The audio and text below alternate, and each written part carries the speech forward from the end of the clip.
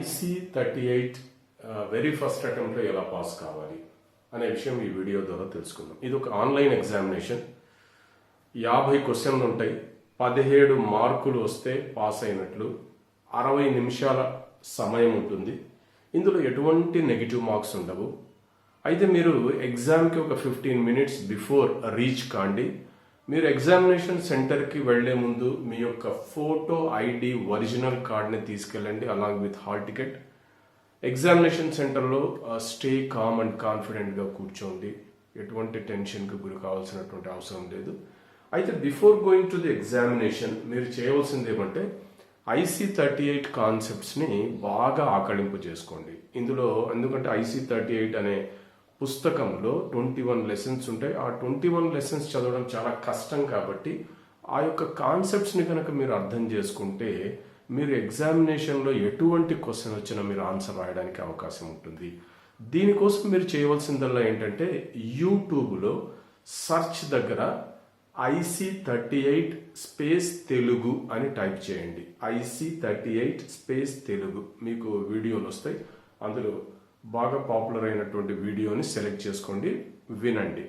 ఈ వీడియో కనీసం 2-3 సార్లు కాన్షియస్గా చాలా కాన్ఫిడెంట్గా వినండి, అర్థం చేసుకుంటూ వినండి. 2-3 సార్లు దయచేసి రిపీటెడ్గా వినండి. మీకు టైం దొరికినప్పుడు వినండి.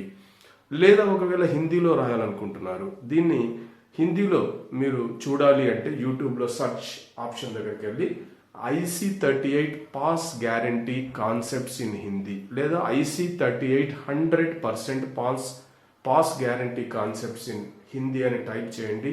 మీకు వీడియోలు వస్తాయి. అందులో హిందీకి సంబంధించినటువంటి వీడియో కూడా, అంటే కాన్సెప్ట్స్ అర్థం చేసుకుని, ముఖ్యంగా మనకు కావాల్సింది కాన్సెప్ట్స్ అర్థం కావడం. కాన్సెప్ట్స్ అర్థం అయితేనే మనం పాస్ కావడం ఈజీగా ఉంటుంది. సో ఇది అయిపోయిన తర్వాత మీరు ఎగ్జామినేషన్ సెంటర్కి వెళ్ళిన తర్వాత క్వశ్చన్స్ని జాగ్రత్తగా చదవండి. క్వశ్చన్స్ని అర్థం చేసుకోండి. చదవడం అర్థం చేసుకోండి. చదివారు, అర్థం చేసుకున్నారు. ఒకవేళ అర్థం కాలేదు, ఇంకోసారి చదవండి, రెండోసారి చదవండి. క్వశ్చన్ని అర్థం చేసుకున్న తర్వాత మీరు ఎలాగో కాన్సెప్ట్స్ విని ఉన్నారు కాబట్టి మీరు ఆన్సర్ ఈజీగా రాయగలరు. ఎందుకంటే నెగిటివ్ మార్క్స్ లేవు కాబట్టి మొత్తం 50 క్వశ్చన్లకు వదలకుండా ఆన్సర్లు చేయండి. ఏది వదలద్దు. మీకు తెలిసినా తెలియకపోయినా ఆన్సర్లు రాయండి. తెలిస్తే కరెక్ట్గా రాయండి. తెలియకపోతే మీరు లాజిక్ని అప్లై చేసి లాజికల్గా ఆలోచిస్తూ మీ మనసుకు ఏదైతే దగ్గర అనిపించిందో ఆప్షన్, దాన్ని ఆన్సర్గా టిక్ చేయండి. ఓకే, ఒకవేళ మీకు ఆన్సర్ తెలియకపోయినా లాజిక్ని అప్లై చేసి మీరు ఖచ్చితంగా ఏదో ఒక ఆప్షన్ని పెట్టండి. నెగిటివ్ మార్క్స్ లేవు కాబట్టి ఒకవేళ అది తప్పైనా కూడా మీకు నెగిటివ్ మార్క్స్ రావు.